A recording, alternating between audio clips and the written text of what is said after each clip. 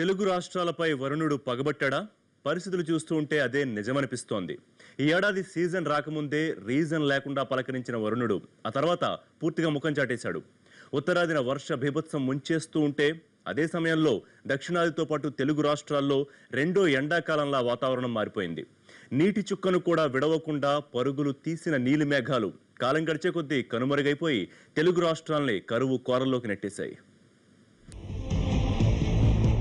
ఈ ఏడాది అదేం విచిత్రమో తెలియదు కానీ సీజన్ కి వారం ముందే నైరుతి రుతుపవనాలు కేరళ తీరాన్ని దాటి ఏపీ తెలంగాణ మీదుగా చిరుజల్లులు కురిపించుకుంటూ వెళ్లాయి. వేసవి తాపానికి వారం ముందే చెక్ పడటంతో ప్రజలతో పాటు అన్నదాతలు కూడా తెగ సంబరపడిపోయారు.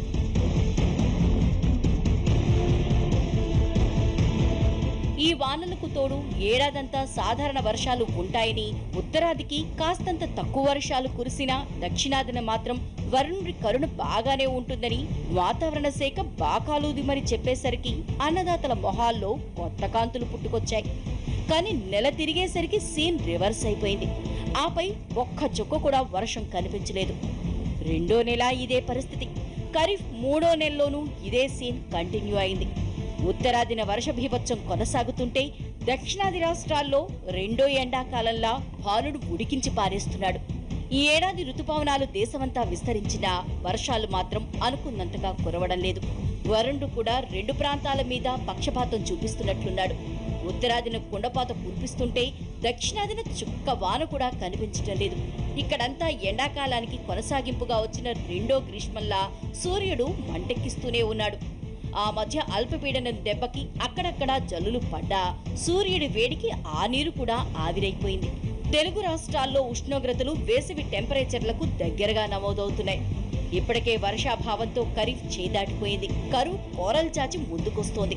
తొలినాళ్ల తొలకెరలో వేసిన విత్తనాలు భూమిలోనే సమాధైపోయాయి.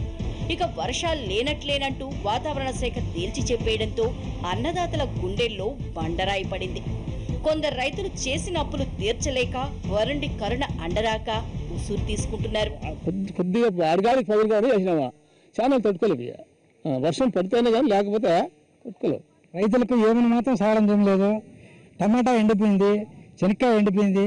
మాకు ఎందుకు సార్ మా పరిస్థితి ఇంత అంత అనమనలా. బోర్లన్నీ ఎండిపోయినాయి, బావులు ఎండిపోయినాయి. ఏదో అన్నము నీళ్లు లాగా అలవస్తాం, తాగడానికి నీళ్లు లేవు ప్రస్తుతము. ఈ పరిస్థితి చూస్తుంటే దక్షిణాదితో పాటు రెండు తెలుగు రాష్ట్రాలపై వరుణుడు పగబట్టాడా అనిపిస్తోంది. ఎక్కడా చుక్క వానలేదు. ఖరీఫ్ చేదాటిపోవడంతో వేలాది ఎకరాలు ఎండిపోయి బీటలు వారే.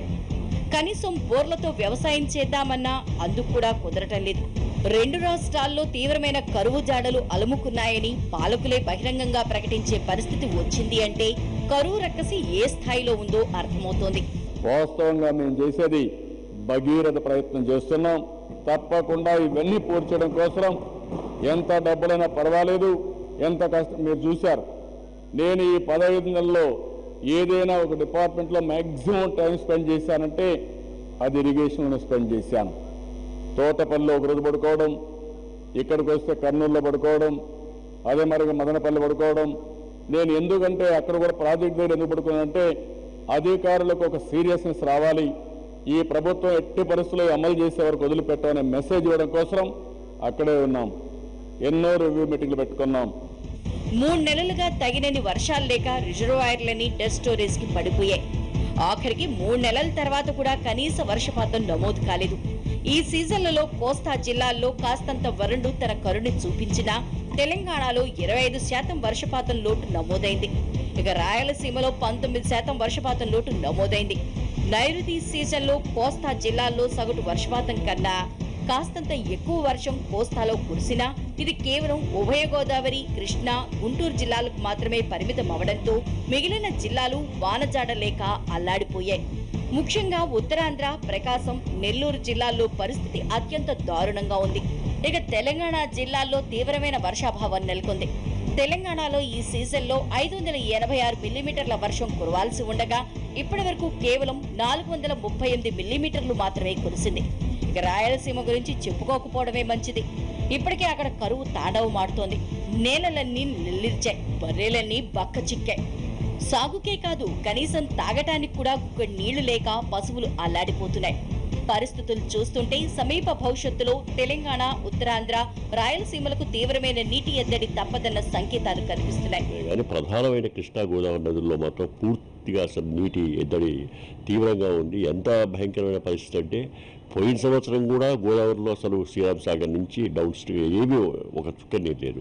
ఈ సంవత్సరం కూడా పూర్తిగా ఎండిపోయింది.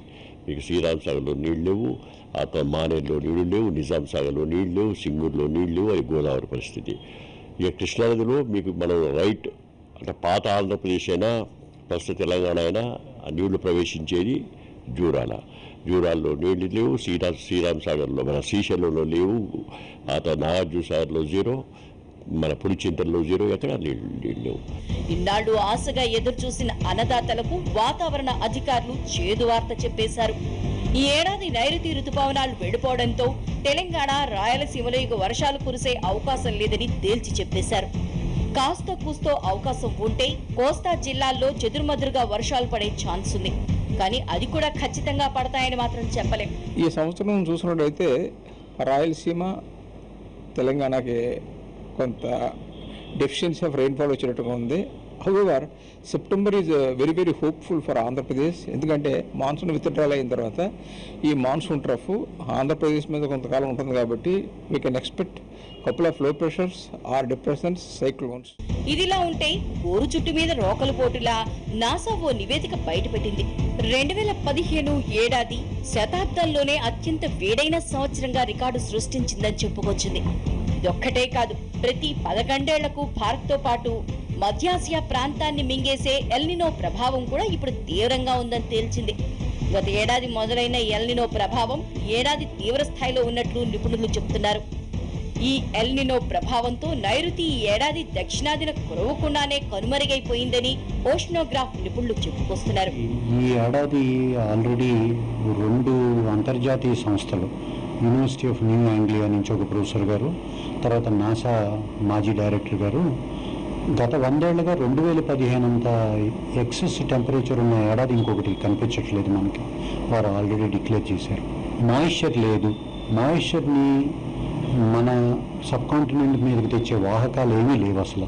ఈ ప్రభావం ఒక్క తెలుగు రాష్ట్రాల మీదే కాదు, కేరళ, తమిళనాడు, మహారాష్ట్ర, కర్ణాటకల్లోనూ ఇదే స్థాయిలో ఉంది. మొత్తంగా ఈ ఏడాది దక్షిణ భారతదేశం పూర్తిగా కరువు కోరల్లో చిక్కుకుపోయింది. వానజాడ లేక మొత్తంగా కరువు అలుముకుంది. ఇప్పటికి నీటి కరువు ముంచెత్తినా భవిష్యత్తులో తీవ్రమైన ఆహార కరువు కూడా పొంచి ఉందన్నది నిపుణుల మాట.